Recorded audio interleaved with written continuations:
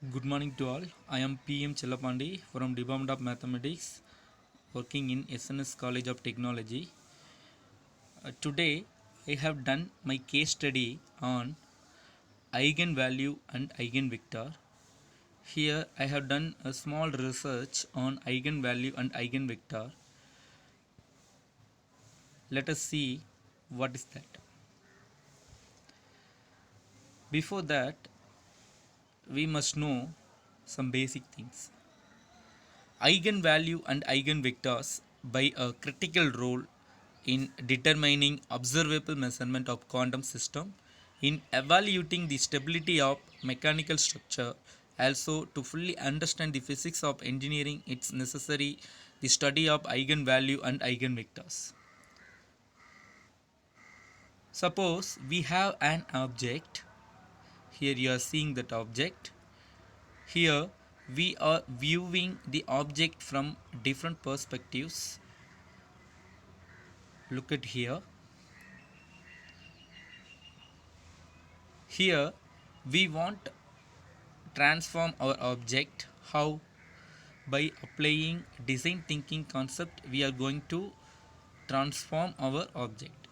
To apply design thinking concept we have four level.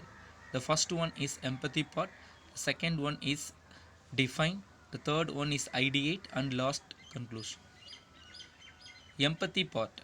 In empathy part, how many transform are there? Linear transform, Fourier transform, Z transform, and Laplace transform. Here for our project we are going to take linear transform to transform our object. First define.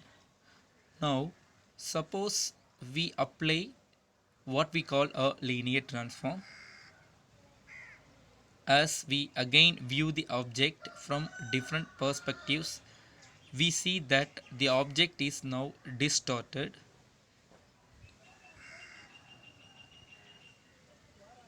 Let us consider the point on this object before the transform. Here you are seeing a lot of points on the object. Each of these points can be represented by an arrow. Here we are seeing arrows in different colors: red, blue, green, etc. All these arrows represent the points on this object. When the transformation is applied, the length of the direction of each arrow can change. Look at the first picture. There are some arrows that point along the same line both before and after the transformation. Now look at the second picture for getting clarification. So when we apply a transformation, our object is changing. For example, these three arrows will simply have their lengths multiplied by a constant. The length of the orange arrow is multiplied by -1, and the length of the blue arrow is multiplied by 2. Last, the length of the green arrow is multiplied by 1 by 2. After multiplication, you can see the transformation of the three arrows in second picture. In first picture we have our object in arrow mode. In second picture we can see our object transforming. We say that -1 and 2, also 1 by 2, are the eigenvalues of the transformation. The arrows that point along the same line both before and after the transformation are what we call the eigenvectors.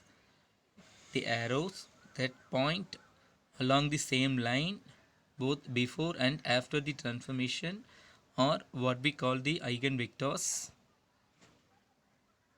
Conclusion.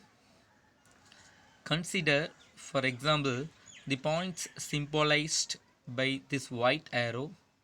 The white arrow is not aligned with the direction of any of the eigenvectors, which are symbolized by the orange, green, and blue lines.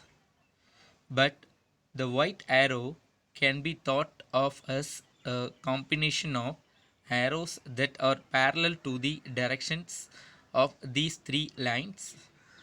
When the transformation is applied, the length of each of these arrows is multiplied by the eigenvalue associated with that direction. In this way, the transformation of any point on this object can be determined by using the eigenvalues and eigenvectors. So now you have got a clarification how to change our object by applying eigenvalues and eigenvectors by help of linear transformation. So thank you so much for watching this. Thank you.